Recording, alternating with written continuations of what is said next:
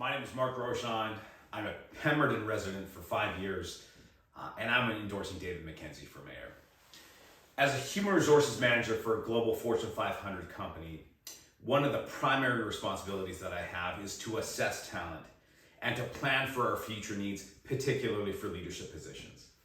And as we work through succession planning for the organization, one of the attributes that we look for in talent is sort of loosely known as grit. And that's the determination to stay focused and drive results in the midst of any challenges.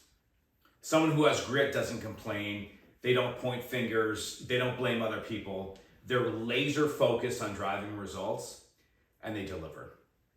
And when you think about key positions in any organization, particularly in leadership positions, you want people who have that grit, because that means they can be trusted to achieve those objectives that have been set forth. I've known David now for 3 years, and without question, he possesses that grit. Coupled with that grit, you need competence, that experience, that skill, that ability.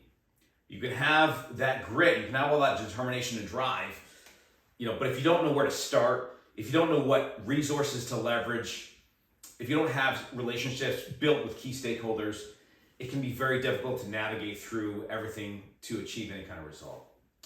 When I look at David's experience, here's an individual who, he's lived in Pemberton, for the last 18 years.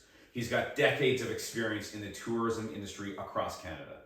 He's owned and managed several businesses in his career, and as well has sat on the board for the BC Chamber of Commerce.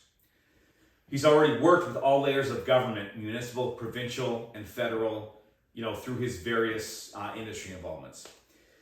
He currently runs one of the most visible businesses in Pemberton, the Pemberton Valley Lodge. He's served on council before, and he understands how local government works.